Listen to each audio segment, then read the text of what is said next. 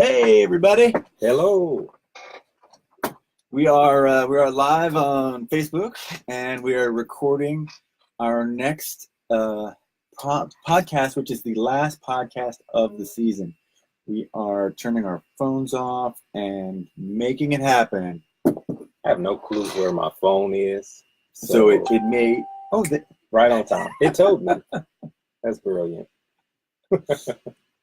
Well, happy holidays, Merry Christmas, and happy almost New Year to everybody out there in the internet and to all of our listeners on iTunes, Spotify, and places where podcasts can be found.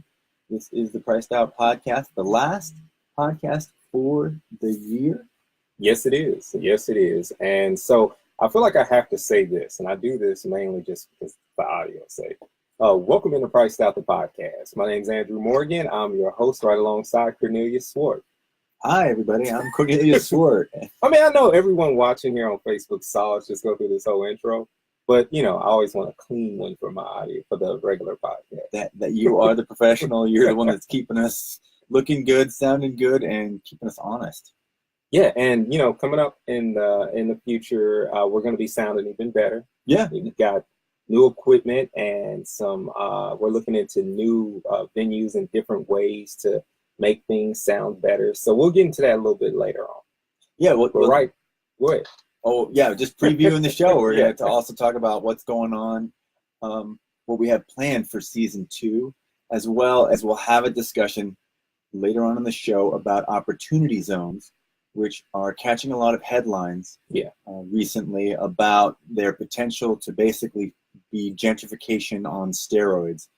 We actually thought gentrification was slowing down, and the Trump administration has made some announcements, and we may only be getting started here in America. Yeah, I honestly, when I watch movies like Hunger Games and things, I really see that as the future. I don't look at it as a work of fiction. I'm like, good to know. Well, most people don't know this, but I am actually an archer, and so I'm ready. I'm ready. Just think of me as your Katniss. Every last single one of my friends who are gun-toting, just good Oklahoma friends that I have, that's it. That's why they own as many guns. They're ready. Because they have to be ready. They're like, let's get as much land as we can, and let's get as many guns, because it's going to happen. And it's like, I don't know what, but I'm glad I'm friendly with them. All right. So it's the holiday season, like you said. Yeah. Happy holidays. Happy holidays. And so Cornelius got me a gift that we chose to, we wanted to wait to open it on air. Yeah. I didn't get him a gift because I didn't know we were exchanging gifts. So it's okay. It's about giving, not about receiving. Okay. You have given so much to this show. I'm still in your debt. I'm opening it up in the mic for all the podcast listeners so that they know. Now, you may already have this. Save the receipt. All right, look at this. No, I don't already have this because I typically only do oh, this is nice. What is it? Explain for our listeners. This is Black Panther, the nation, A Nation Under Our Feet, and this is from 2016. So this is really good. This is when Tiny, I can never say his name right, Mr. Coates took over and started writing it. And I've heard people say his name like 50 different ways.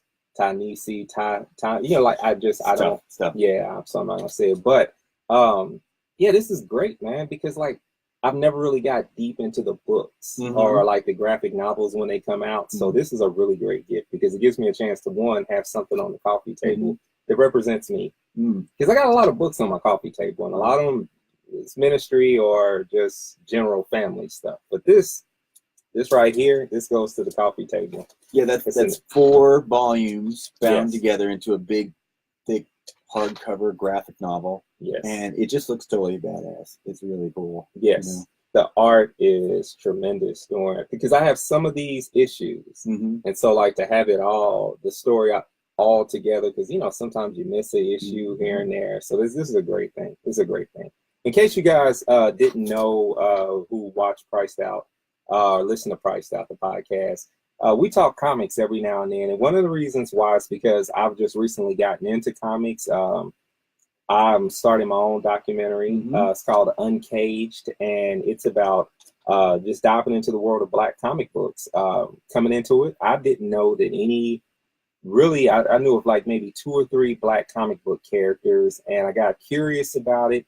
And I'm just unwrapping this whole brilliant world, and I'm doing these interviews with different people who are teaching me so much. So I'm documenting the journey, and real soon you'll be able to hear more about the project, and I'll have some things on social media. But here at Northwest Doc, we had a DIY program that allowed me to kind of set some deadlines, and I got a short version, like a extended teaser trailer done for the documentary that you'll be able to see here real soon. So it looks like a fascinating project. You talk about yes, your own personal exuberance with discovering the world of Black superheroes and Black fans, but all of the challenges that they face within mainstream American culture, but also the culture of the comic book industry, which is really fascinating. Is the struggle by writers, the struggle to create characters with depth that aren't stereotypical or sexual objects, but also just the business side of it, which was there was a whole Black publishing comic book company at one point. Yeah, Milestone Comics had a great partnership with DC, and it took a lot of Black characters and put them at the forefront. There's always been some independence here and there, but Milestone did something that really changed the game. And as soon as it came, it went. Because everything in the comic book industry, there was a comic book bubble that burst. Right, that's fascinating too. And so we're going to dive into that just a little bit in the film too, just to explain why some of these things happen. Because not everything is like malicious racism. Sometimes it's the market couldn't bear. Right. And so there's a lot to find out why they went away. And why haven't they resurfaced? So we're going to get into depth in this documentary and talk to comic book store owners as to, why do you, what are the choices in putting, certain comic books out opposed to other comic books on display? Because what's on display is what's going to be purchased. And so one of the bigger questions is why come comic book stores weren't in any Black neighborhoods? And where does it play in with gentrification? We don't know, but we're gonna have a lot of fun talking about it. I'm looking forward to it. You just premiered your trailer for the most part, your sizzle reel, basically, and that's gonna be available online, and we'll be talking more when that goes public. Yeah, thank you, man. Thank you for the support, and thank you for the gift. That's beautiful, man. Thank you. Absolutely. So you too can make a gift to the Priced Out podcast. Yes. By donating to our page on Anchor, and you can just find that by going to priceoutmovie.com and following the podcast link, and that'll take you to our Anchor page, and you can support this podcast so that we can march merrily into season 2 in 2019. And I think even next year I'm going to say a lot less. Yeah, and you don't and I'm going to talk about that here in a second, but real quick while it's on my mind. Even listening to the podcast, it helps us financially. A little bit, but it does. Yeah, a little bit at a time. So just every time you listen, every time you encourage someone else to listen. So make sure you share. So if you're going to go to the page, make sure you also share the link and let other people know that just give it a listen. If nothing else, just give the podcast a listen. Because Anchor lines you up with sponsors. Yeah. And you record a quick commercial, which we have on the front of all the podcasts right now. Yeah. And that brings in a little bit of revenue. It's actually kind of the dream come true as an independent producer myself, as someone who's been in this, trying to make money or be sustainable with independent digital field media. We've been waiting for a system like this, like the system YouTube's rolling out maybe for a long time. So just listening now supports the people who say a lot. Yeah. And so the funny thing about that is I call it sometimes I'm on patrol or patrol because we'll do an interview and you'll hear it and I realize I may have taken 45 minutes to listen to it and I had taken out maybe 20 and not always you. Sometimes the guest is just because you're thinking about what you want to say next, and I think our subject matter makes a person want to think in depth, and you need time. So you say, right, that's a good question, and and then you move on. True. Yeah. So, and I feel so bad because I'm someone who's removed millions of ums in my lifetime, and yet here I am doing it all the time. So season 2. Season 2. That's so what we'll do is we'll come back January 17th. We take a little break. Yeah, and that's going to give us a chance to start preparing and really just gathering information and mapping things out better, because we're going to change our sound just a little bit. We're still going to bring you great interviews, especially, that pertain like around the subject matter of gentrification. But one of our big passions is making sure that we get you the best story, the story that's going to really stick with you. We don't want something that, is in one ear, out the next. We want something that's going to actually affect your soul, like it's really going to affect you. And we know going and doing some more like audio documentary style shows, or as we've kind of coined it in the past, this American lifestyle. Right, this American lifestyle. Yeah. So, but we're going to do more investigative pieces and go a little bit deeper and, find different parties who've been touched by gentrification. So individuals who may have been displaced, as well as individuals that have had to report on it, or people who work in the housing industry from the different points of view. We're going to go out and find all those different people and interview them and get the story and find out what's going on in all these different necks of, like in your neck of the woods. Communities of resistance, communities who are proposing solutions, smart policies that we should pay attention to as we look around the country for how are we going to create, sustain, and promote mixed income communities around the country. That's the big challenge. And we think that we'll have a great season 2. We're going to bring in some new equipment. Yes. We have been gifted generously some new gear, so our sound should improve. We may even eventually have better lights so that these video uncut interviews will look a little better. We won't have this double shadow action. I feel like the shadow bothers him so much. It's so unnatural. It's just, you obviously can tell that in Price Out the documentary, somebody else was doing the lighting. It was not me. But we're going to go around the country. There's some communities that we're really interested in talking to. South Bronx, the Piano District is fast gentrifying in the Boogie Down Bronx. My hometown of Kansas City, Missouri.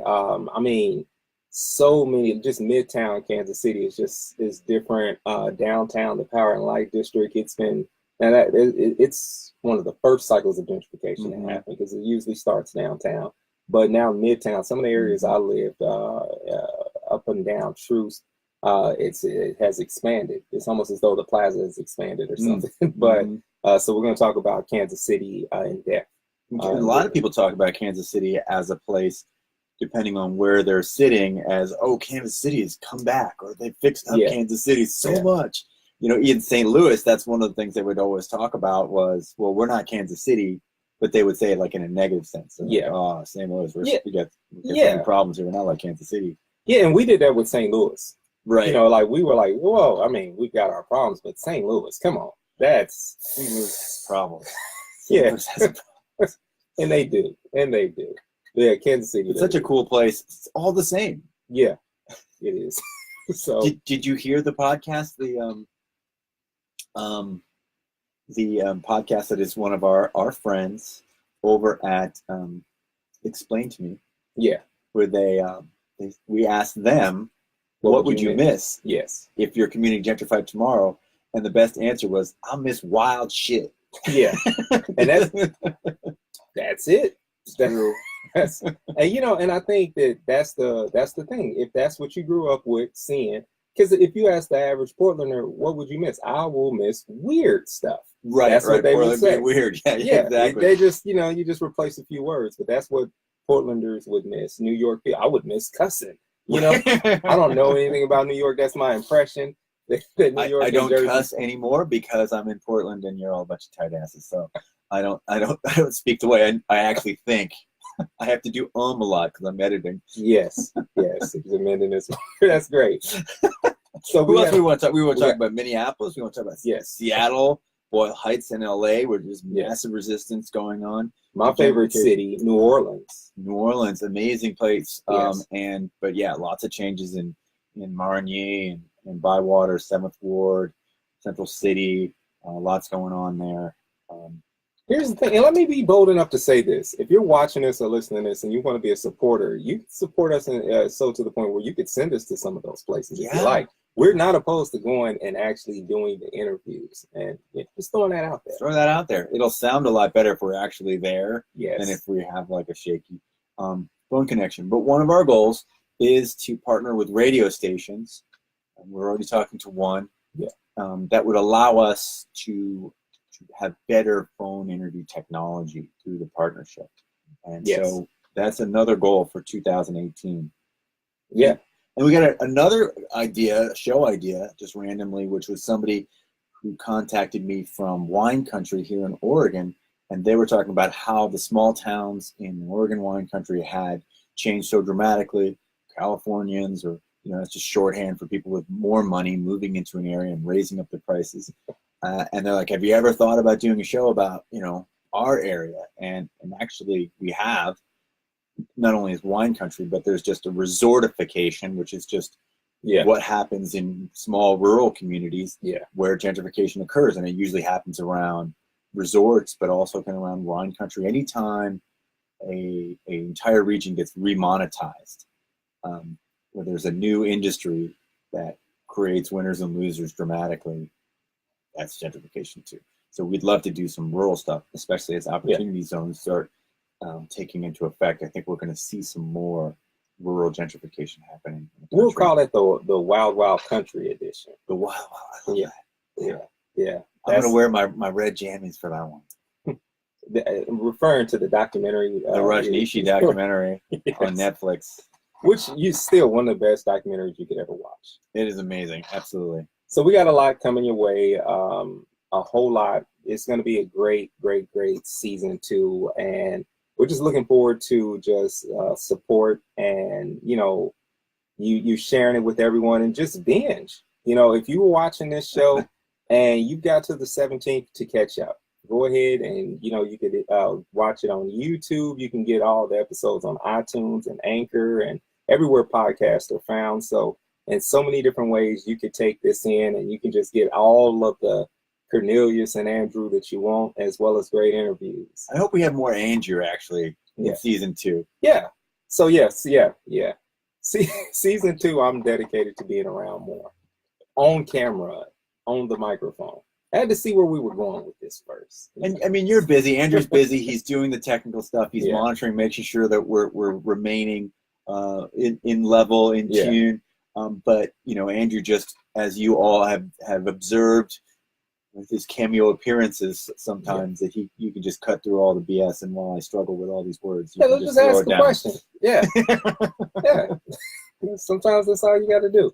What do we kind of semi have like a little baby show for you today, or topic that we want to cover. There's a lot of headlines here lately that have been talking about this about subjects of zoning and other things. And so let's break down one of the subjects just to kind of put it out there to let people know the facts. Yeah, so we'd also like to talk to you about opportunity zones, which is something that's going to play into gentrification in every city and actually in rural communities in 2019.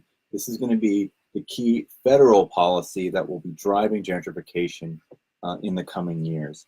And so on December 12th, Donald Trump signed an executive order creating the White House Opportunity and Revitalization Council. I mean, the idea that the White House is even creating a revitalization council when we know that the word revitalization often leads us to gentrification. Yes. And we've been, talking about this for a year and covering it for 15.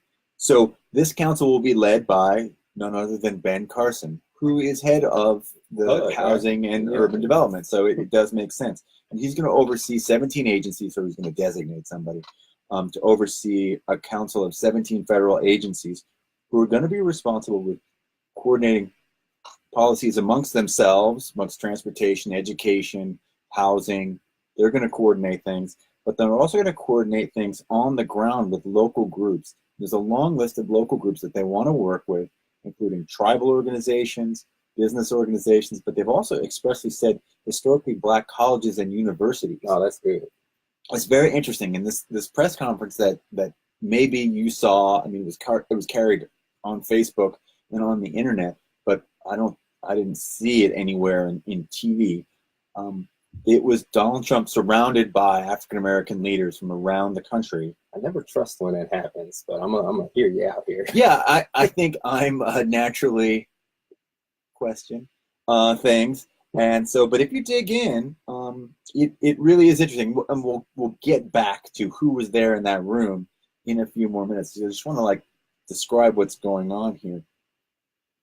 So what is an opportunity zone? And this is a committee that's going to enhance or oversee a policy that was actually passed in December of 2017 as part of the Tax Cut and Jobs Act of 2017, the big permanent tax cuts that Trump passed and the Republicans passed. But it had this little discrete policy, which is a zone that is overlain in a specific area, cities and in rural areas, where 30% or more of the population lives in poverty.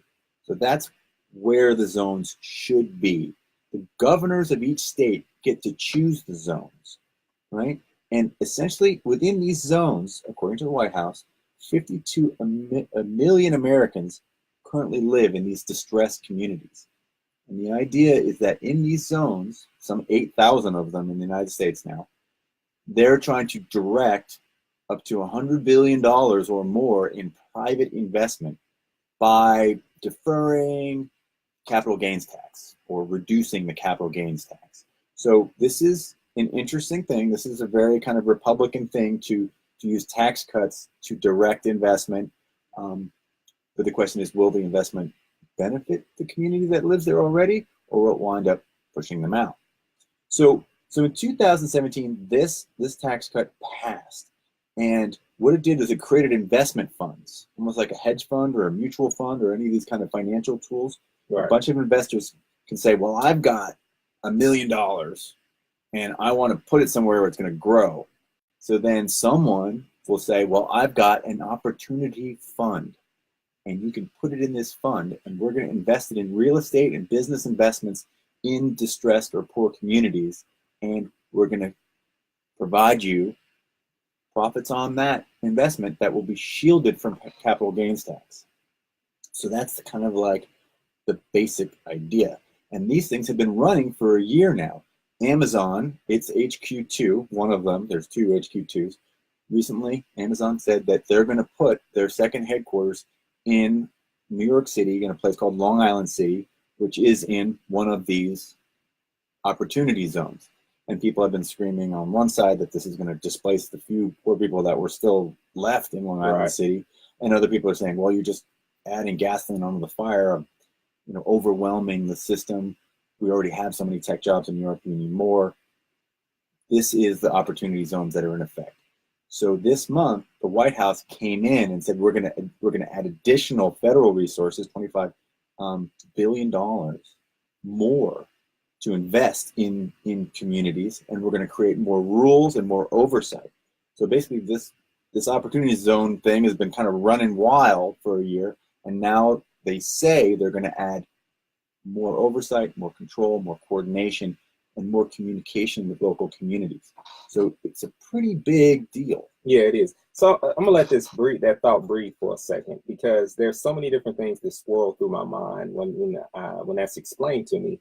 And typically, I'm very cautious of the government when it comes to this type of regulation. Like when it comes to these type of is this plan going to be something that could possibly usher in gentrification quickly, or would this be something that it's going to be kind of deceitful, or how exactly will this happen? Well, so there's that's the question, right? Yeah. And that's what a lot of people are saying is well, hey, wait a minute. Some of these zones are already in rapidly gentrifying areas, or they're already in rich areas to begin with. So the governor's named the zone, but shouldn't it fit a criteria? So it's supposed to fit the criteria of Right. 30% of people living in poverty. But yet, according to the AP, the Upper East Side's Museum Mile is in one of these zones. LaDroit Park in DC, which is a Curb online magazine, calls it the most gentrified zip code in the city. The Willows in Menlo Park, California, and Portland's Pearl District, which has got to be the richest high-density neighborhood in the city, is also in an opportunity zone. So how old does the statistics on have to be in order to say you qualify? So like, can you go, are cities going back and saying, or governors going back and saying, hey, this is one of the poorer areas, even though it was 5 years ago it was, but now it's not today? Well, the reason for this will be the focus of our investigations this in the coming weeks, and we'll have more to tell you about that next year.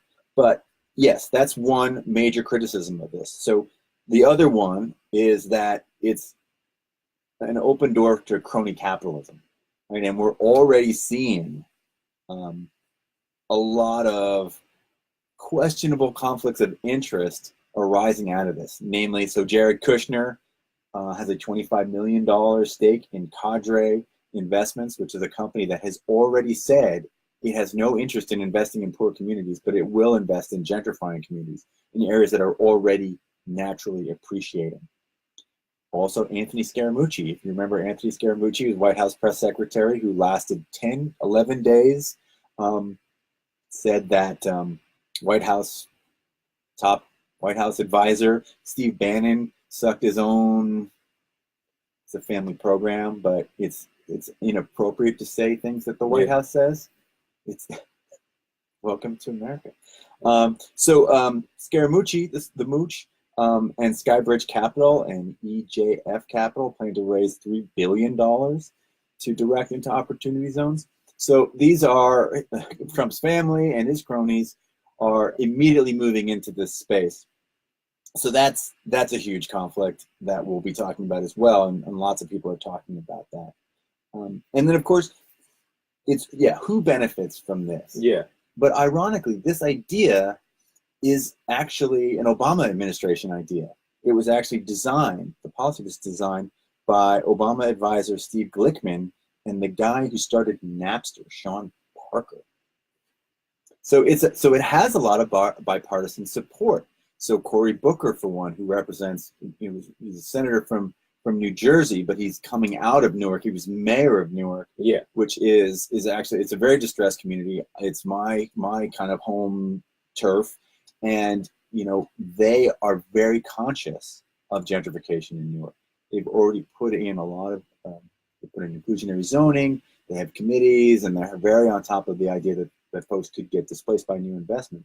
So the question is, will this new committee, will this new involvement by the White House mean that there is actually going to be more boots on the ground trying to protect communities and direct communities to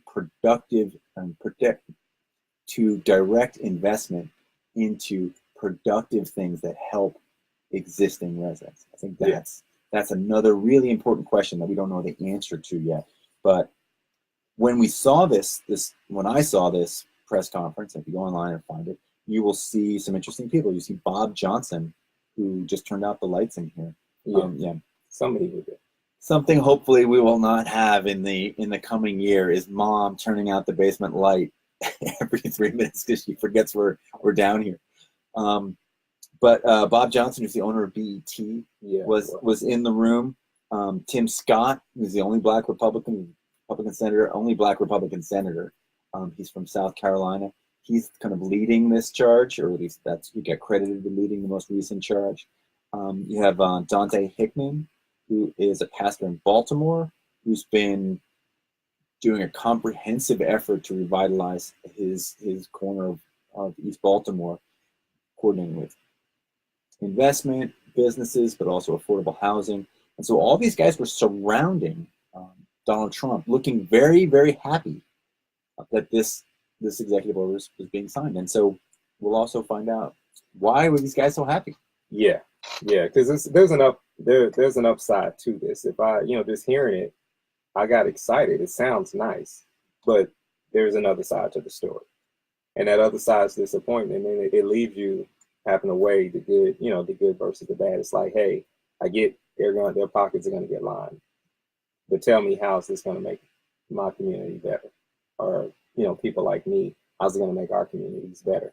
And unfortunately, sometimes you're left with that choice of like, well, I guess let them line their pockets if I'm going to be able to actually see some growth and development. I hate that we have to beg for crumbs like that, but that's.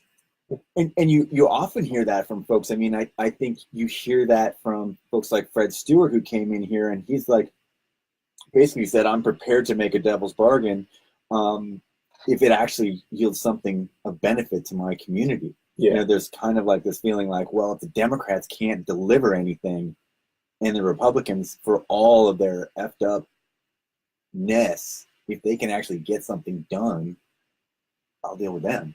And I think that that's also a political element of this, which is Brexit, which is the Republican plan to get black voters to leave the Democratic Party. What does that have to do with everything? It's going to be a good one. It's going to be deep, man. So we'll talk about this. We'll talk about it a lot throughout, feathered throughout a lot of the examinations we're going to do.